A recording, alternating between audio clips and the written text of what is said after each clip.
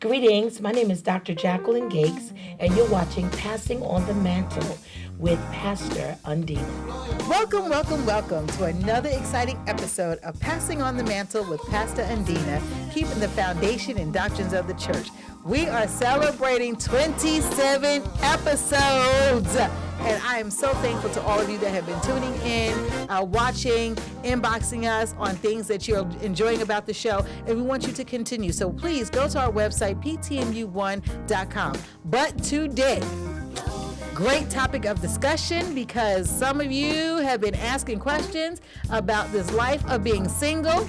And I took the time to delve deep to get this woman of God to come and discuss this topic, cultural singleness versus Christian singleness. And you know her here in New York and around the world as Dr. Jacqueline Gates, and a woman who has, listen, I've heard her preach. She pulls no punches, okay? She is going to give it to you straight, raw, and directly from the word. Welcome, Dr. Gates. Oh, thank you, Pastor Undena, and happy 27. Thank you, and you are my 27. You're going down in history. Yes. What a joy to be here. Oh, today. thank you for having us. Thank you so much for consenting to be here and to discuss this topic. Yes, this is a hot topic. Hot topic. So we're going to call it Hot Topics. Listen. I'm going to try to be gentle as I possibly can, but we already know how this is going to go. Yeah. We are living in a time in Christendom where we are adapting cultural behavior as single people. Yes. Now, we will say singleness doesn't mean that you are alone. No, it does not. Okay? And there are many people that get that kind of misunderstood. So what we want to do is define what singleness means, and then we're going to go into the difference between the cultural single person and the Christian single person. Okay. All right. So singleness is a status. That's your status, that you are single, that you don't have a mate, you're not married. But it is not the condition of who you are. That's not your character. You know, you have many gifts to you. And I think that we should look at ourselves, our person, that we are a gift. You know, our status is that I'm single. I'm not married. I'm not partnered, you know, but I'm a gifted person. I bring to the table many gifts to my life. And when male or female, think of it from that vantage point, you wouldn't have a stigma to that status. And I think in our culture, in our Christian culture, we have this stigma that if you're not linked up with someone, we feel that we're damaged because we're not partnered. And so that brings in so many other problems in the church, where we're seeing a spiral of people just hooking up just to change the status. And that's dangerous. It's very dangerous. We fall into various categories where you have, if he's the preacher, you're the singer, oh my God, we're going to start a church and it's just going to be great. But when you got to get home and take out that garbage, you become another person. Yeah, because they're human. Right, because when you leave the pulpit, you're dealing with a human being. You're dealing with a human. 18 elements of protoplasm. Yes. That's what you're dealing with. Go ahead. Go ahead. You know, so that's your function. That's a function. The pulpit is a function. It's something that you're called to. But you have a human being that you have to deal with and you have to engage with. So you have to like that person, not just what they function as, but who are they? And we need to take the time to want to know the person behind their call and their gifting. So in our Christian culture, most are prone to the preacher or the musician. They're prone to that, you know, because of insecurities and status. I want to be with that one that's most prominent, that's in the visible. But what's wrong with the deacon? You know, if we want to talk about that, right. You know, what's wrong with the usher. porter? You know, what's wrong with the usher? But we shouldn't. First of all, that whole view is wrong, because we want to deal with the heart. Yes. You know, and when God has joined persons, or hearts are joining, I wouldn't say that we shouldn't consider their occupation, because there has to be compatibility. Okay. And mutually an agreement of that. So I'm not going to want to go through all the prerequisites of that. But what I am saying, how we can misjudge a person by our own misconceptions of what we deem of what singleness is about. And biblically, what Paul was saying in Corinthians 7, he said it's a gift. Like marriage is a gift, singleness is a gift. And we can't allow a culture to push us into decisions that we're not spiritually mature to make. And we made shipwreck, and we have relational wasteland.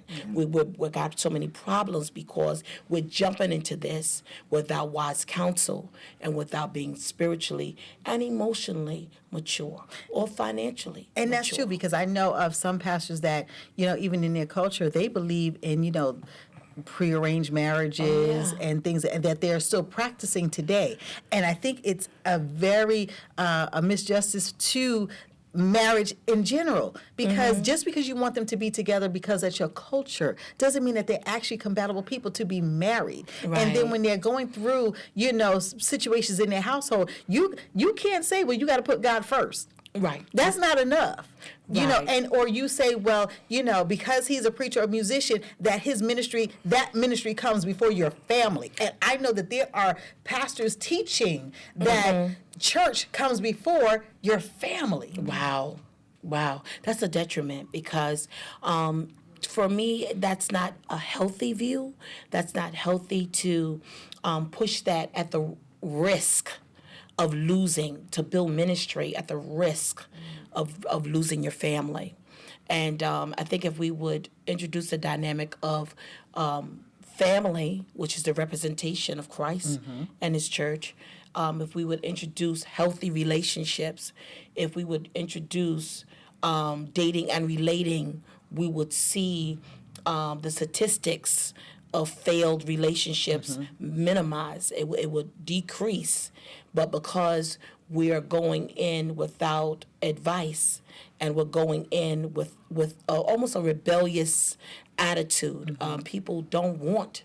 We want to hold the leadership solely responsible for the downfall. But 9 times out of 10, we have a portion of persons that have made up their mind before they come to the preacher that they're going to do this. And they won't own it when it failed. Right. But they will be rebellious about it during that process of that I'm going to do this and nobody's going to tell me what to do. So I think that if we have the conversation, I want to thank you for even wanting to have the conversation.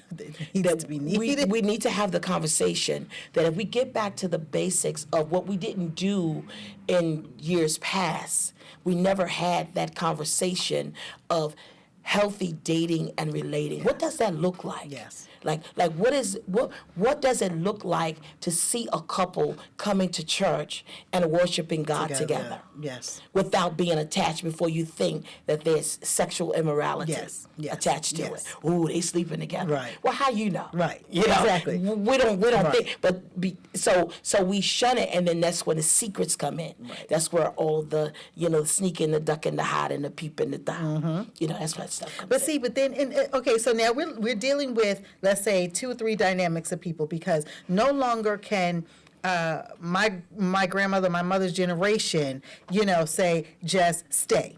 Right. Even if you're being abused, just stay. Right. And I remember growing up, I entered into a conversation mistakenly when one of my uncle's friends had gotten, she was married for a long time, and she got married because her parents, he was supposed to be this prominent individual, so it looked good for them. And, but he was beating her at home. Very fair-skinned woman, and now she missed church often because she had black eyes. And when the mother, she was, asking advice, and she said, well, honey, is he paying the bills?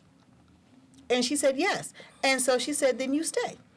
So I, being 13, just so happened I'm standing behind the wall and I'm listening to this. So in my head, it's like, that sounds crazy. Yeah. Because I know that my grandparents never did that. There's no abuse of home in it. Right. So why would you tell her that? And so I just, those are one things that you, at that age, you tuck it under, Right. So then you're talking about it with your friends and you try to figure out what's going on. Then you're looking at life and you say, well, maybe it is normal for some people because some people in the church are getting beat at home. Right. And not knowing that the pastor is beating his wife at home too. So now here you go Wow. into another generation of you trying to teach these women that you need to stay no matter what, especially if it's a person of prominence. You dare not say that you are having this issue in your household because it's going to bring a reproach on him. Right. But so you sit there Sunday after Sunday and you're just dying on the inside. He's preaching, people are getting saved, healed, delivered, and what have you. And you're just like, what do I do? So then you have your children that raise up that now I believe in, we're going to live together before we get married, feeling that they don't need this piece of paper. How do you feel about that? Right. Well, I don't co-sign that, and that's what cultural singleness is. And the cultural singleness is that anything goes, that we don't have to be attached, that we can do what we want, we can have multiple partners, and we don't have a moral standard. And there's a lot of risk with that. And in this digital age, you can go onto multiple dating sites. You can go on Tinder. You can go onto the, ChristianMingle.com. ChristianMingle.com. Right. Whichever one is erecting today, you can go there because culturally that's acceptable and it's positive for them because there's no rules or regulations and they live by that order. But biblically speaking, we live by the biblical standards of presenting our bodies a living sacrifice holy unto God. So we're single, but we're living a chaste life. We're living in purity. The silent sufferers of old, the sages of old who just stayed there and they took it. Yes. We don't prescribe to that today, but we don't co-sign the living together. What I would say to the younger generation, and even our generation, Absolutely. there has to be a standard. Like there have to be a line of demarcation of what you will allow and what you will not allow. I mean, if you have value for yourself, and you say to yourself, it doesn't matter that the clock is ticking. It does not matter that there's only a small percentage of single men that are heterosexual. When we start talking about the sexuality question, Yes. You have to have that conversation and not become a part of the desperate single women. Yes. And just wait because that man is out there and he's looking for the heterosexual woman that wants solely him and he wants solely you. So I would say to definitely hold to your standard and do not compromise. And then when it's your turn and it's your time, and that may sound churchy for some persons, but do not dumb yourself down because culturally that's what's happening. And you just have to safeguard yourself from that because in this digital age, they will slide in your DM. Yes. They will come into your mess. They will come to Your Messenger. I get them. Let me tell you. Yes, Listen. I get them. Internationally, nationally, they all mom. Yes. Yes. Yes. Yes. They have all kind of names Yes. for you. Yes. And you have to be emotionally sound. Yes. Your esteem can't be tied to accolades and all of Yes.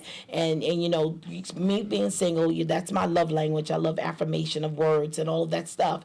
But I'm not intoxicated by that. Yes. When you get up in the morning, you have to know that you are fearfully and wonderfully made. Speak over yourself, and those things are great. And you appreciate someone recognizing your beauty and how nice you look, but they're only speaking what you already know. Graciously thank them, and you keep it moving unless it's someone that you want to say, oh, okay, let me just stop and pay a minute. Because you just said something very positive, very, very important too, because you have those women too that have never heard a positive affirmation ever in their life. Right. And they have been abused, broken, whether it was their child's father that did it, Right. or some fracture that happened in their life that came from a man.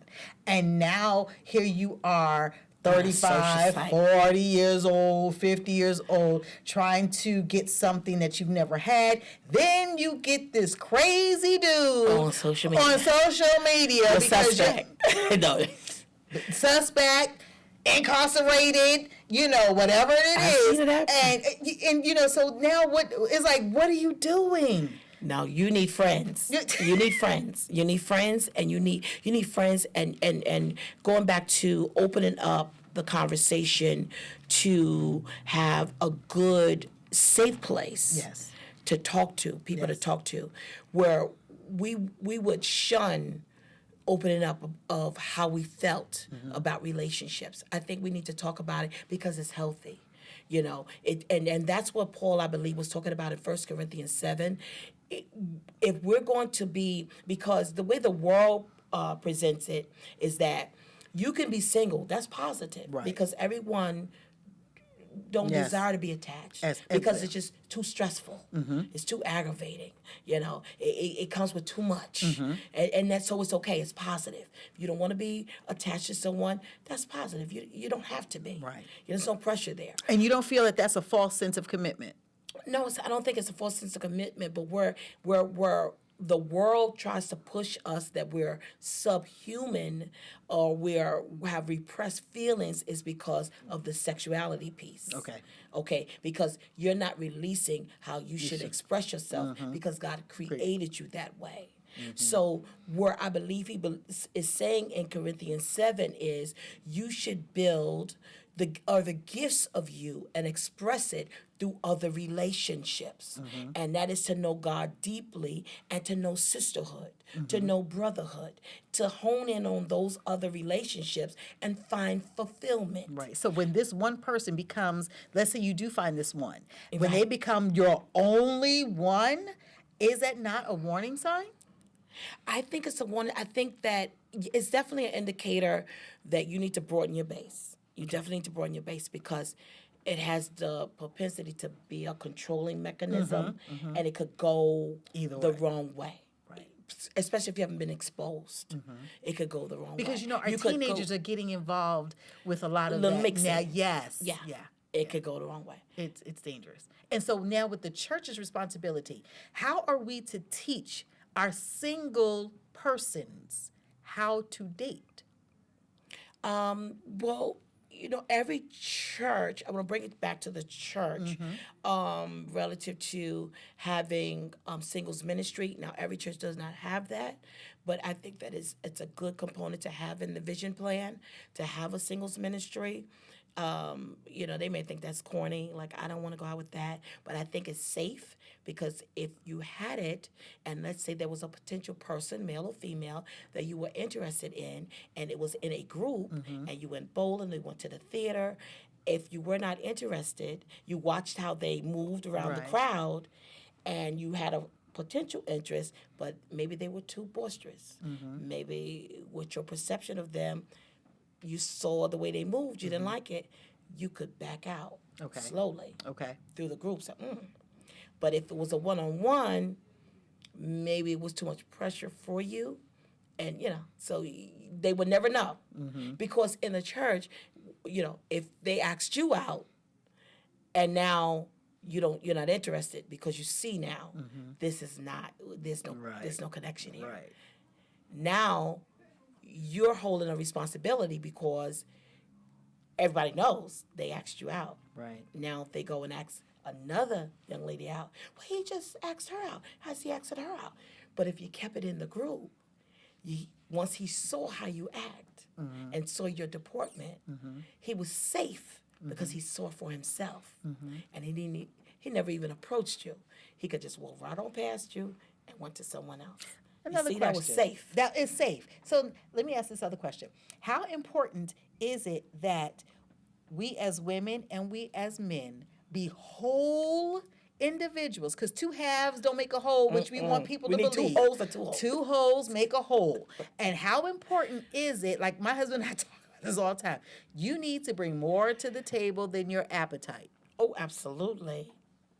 Okay? Everybody's preaching, oh, I want my Boaz, I want my Boaz. But you eating crumbs. Like, what else are you going to do to get that quality individual in your life that you saying that you're praying for God to send you when your life is raggedy? No, you got to listen. Everybody needs to up their value, and you up your value by what you hold on for yourself. I think everyone needs their own personal vision plan. Don't write the vision for somebody else's life. Write the vision for your own life. And when you know your dreams, your aspirations, and your goals, then you're going to attract that same thing or even greater, because you're going to put yourself in that arena for what you want for yourself. You know, and there's nothing wrong in venturing out. It's nothing wrong with venturing Go out. golfing. Go take up absolutely. Take up a bowling league or something. Yeah. I think that you should, aim for those things that you go beyond your comfort zone. You know, do the thing that's unfamiliar. Yeah. Do the things that are unfamiliar. Yeah. Take yourself to lunch. Because I said when I met my husband, when I met my husband, this is my second husband. I met him when I was 40, and we dated, saved in public. So we never put ourselves in compromising position to where sin would even filter in. So, and we way grown. He had been married for like 25 years before his wife died. And so we were way grown, that we can do what we wanted to do if we had adapted that cultural singleness into our lives. But we chose to want to have the blessings of God. And people make me laugh when you say, well, I want the blessings of God on my marriage, but you already living together. Yeah, or I want the blessing of God on my life, but you're already doing things that are anti-God. God can't bless that until you sever that and then do it the right way. So even in being in singleness, you're not alone. You don't have to be alone, but you need to define what your singleness is. Right. Be one with your singleness and still be open to knowing the Word of God, and let the Word of God walk you through the process of your singleness so that you can therefore get your Boaz and you will be able to walk down the aisle and be happy. But this is a complete dialogue that we need to have with our young people. And I mean, hey, I'll do a mixer. I've had some of my girlfriends are like, can you do a mixer? Can you get somebody? And I am all for doing a mixer. So any of you out there that are single, male and female, that are looking, we will gather you together, and I will do it with you. Yes, we will gather together. Exactly. Because the girls will come. Yeah, the girls will come. But we need the men to come. Men, I'm telling you. The balance. And we know good women. With good, solid, whole women. With jobs. And you need to have some too. Good report. Report. Equifax report. Yes. TransUnion report. Tax returns. Oh, yeah. How about that? Okay, and not just preachers. Yeah, after you preach and you pray, we need you to get up and go to TransUnion. Yes. Get that report. How about that? And you're just not going to get a whole bunch of preachers that's going to show up too. Oh, I love it. We just not going to get a whole bunch of preachers showing up either. Be in studio. Absolutely. For real, and seriously, because we need, there's a need for singleness, and single people really want to be into relationships, but we want you to be in right relationships. Yeah, master your singleness, and that's what I had to do. You have to master. I'm not going to elongate. This is powerful. Okay. And it's so good, but you have to master your singleness. And when you do that, it's not, I want the takeaway to be, it's not about being attached, but it's about you being whole within yourself. And that is an attraction all by himself. You carry a vibration of energy, and someone will want to come and ask you, are you single? And then you can start the conversation. I already got a brain. We get some makeup artists to come in, show you how you put yourself together as a single woman, for those that don't know, and put a whole package together and do a presentation on singleness. So definitely look out for Passing on the Mantle, the single edition. For the men and the women. For the men and the women. And honey, we're going to get you somebody in Jesus' name. We're going to get you somebody. It's going to be the perfect one for you. So we want to thank you for joining us for our 27th episode. We have been having such a great time celebrating. I want to thank all of my guests that came. Dr. Gates, I love you to heaven for real. Thank you for coming and sharing with us. Thank you, all of you, once again, for tuning in to Passing on the Mantle with Pastor Undena, keeping the foundation and doctrines of the church. Stay tuned for more. For more information, log on to PTMU1, that's PTMU1.com.